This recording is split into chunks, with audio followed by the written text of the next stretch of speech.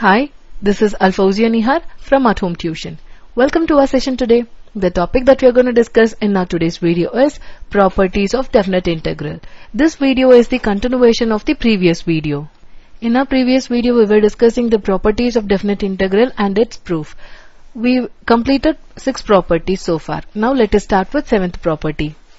Here is the property number 7. Please look at the property. Integral 0 to 2a f of x dx is equal to 2 integral 0 to a f of x dx.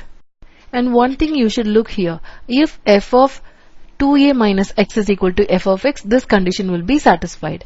In case if f of 2a minus x is equal to minus of f of x, this condition will be satisfied. Integral over 0 to 2a f of x dx is equal to 0. Here, for this proof, we are going to use property number 5. So, we are going to use property number 5. Property number 5 states that we are just going to use this property. Now, the condition. If f of 2a minus x is equal to f of x, then this equation would become. I'm just going to replace all f of x here. So, this is going to be, it would be easy if you replace this one. So, if f of 2a minus x is equal to f of x, so this would be same, no? If you're adding the same thing with the other thing, it would be 2 times. So, this would become 2. Hope you're clear with this portion. So, you have to start from the given information. If this is equal to this, then using property 5, you can easily prove the first property of property number 7. Hope you're clear with this part. Now, we are going to assume this should be true. If this is true, we can easily prove this. So, all you have to do is memorize first 3 properties, and based on the first 3 properties, other properties can be easily proved step by step. Now, I am going to take the second condition. If f of 2a minus x is equal to minus of f of x, if I replace this, the negative sign will come outside. So, if you are subtracting the same thing, it will become 0. Am I right? So, we can prove the second part. That's it. This is the proof for the property number 7. Hope you are clear with this one. Okay, now let us move on to property number 8. Here is the 8th property statement. So, please have a glance over this. The condition is different here. If it is an even function, then this will be true. If it is an odd function, then this will be true. So, let us prove that. For this property's proof, I am going to use property number 3. Using that only, it will be easy for us to prove. There are many ways to show the proof, but if you pick the correct property, it will be easy for you and it won't consume so much step for you to show the proof. So here let's take the property 3. Here is property 3. Please have a glance over this. Let this be I1 and this part of this equation be I2. As it will be easy for you to write, I'm taking this expression as I1 and I2. Now consider I1. So let t equal to minus x. Or x is equal to minus t, so that dt is equal to negative dx. We are going to use this here. Also observe that when x is equal to minus a, t equal to a. Just plug it. And when x is equal to 0, t will be equal to 0 obviously. Am I right?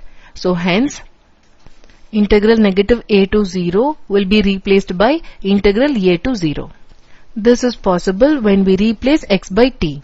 Therefore, this portion I1 can be written as integration over negative a to 0 f of x dx can be replaced by integration a to 0, but please notice that there is a minus sign before that, and f of negative t dt. So, this is from this equation. The property number 3 and the assumption that we took, t equal to minus x and x is equal to minus t. So, the dt is equal to negative dx. Hope you are clear till this step. Now we are going to use property number 2 so that we can arrive at the solution. Hope you are clear till this step. Now we are going to use property number 1 for I1. So this is what we are getting using property 1. Now replacing the value of I2 in the property number 5. Now we will be getting, so integration over negative a to a f of x dx, which is nothing but I1 plus I2, where I1 is 0 to a f of minus x dx. Step by step we derive this. And I2 is nothing but 0 to a f of x dx.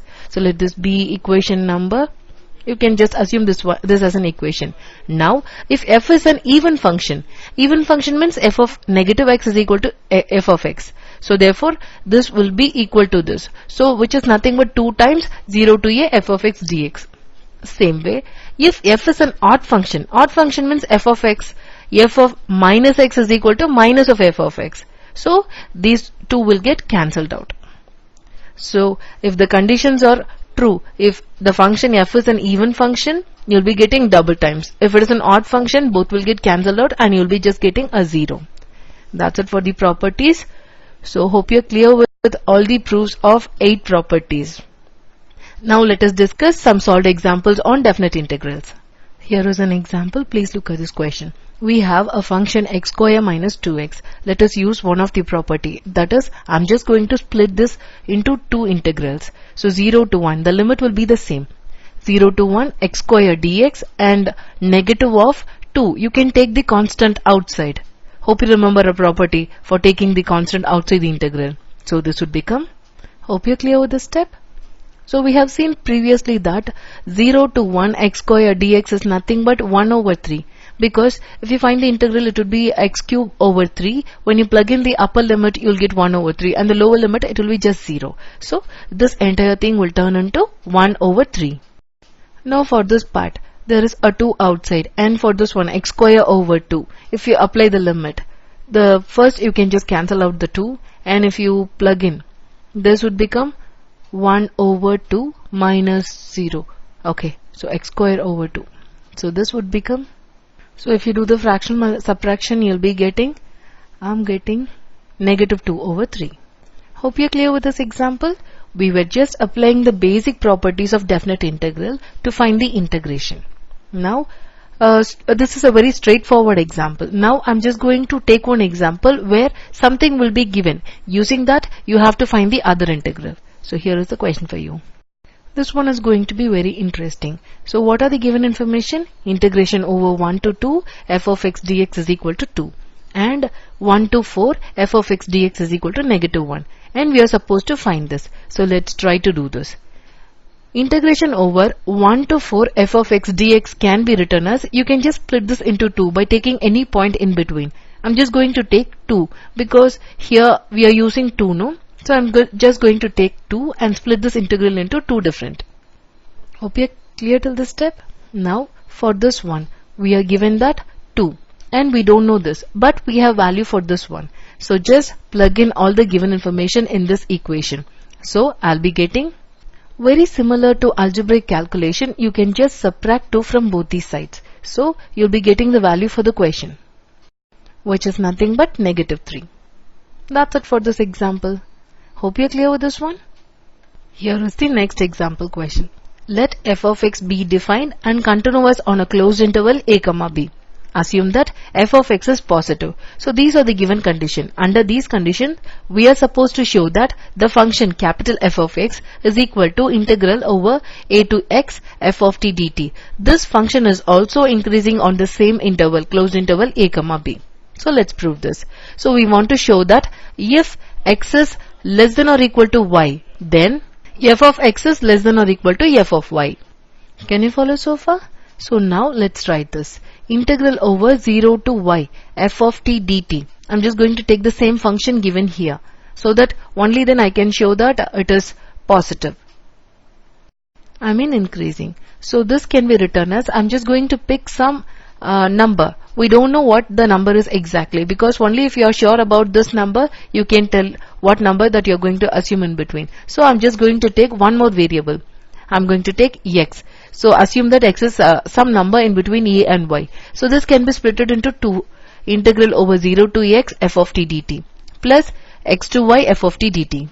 Since x is less than or equal to y, the function f of t is positive. Therefore, this piece x to y f of t dt will be greater than or equal to 0. So this implies that if this portion is greater than 0, obviously a to x f of t dt is greater than or equal to a to y f of t dt, or in reverse, you can write it as 0 to a f of t dt less than or equal to 0 to a f of t dt, which is our proof. So that we have showed that the function f of x or 0 to a f of t dt is increasing on the same interval a comma b.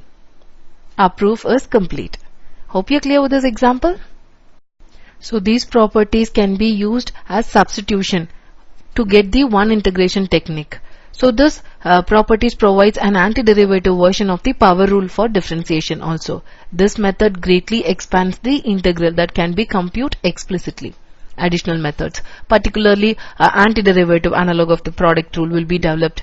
So applying the properties of definite integral is purely depending upon the problems that you're getting. So questions based on the properties of definite integral is going to be very easy. All you have to know is derive one from the other. So you should know where to break, where to club, and where to take the common term outside. So it will be very easy for you.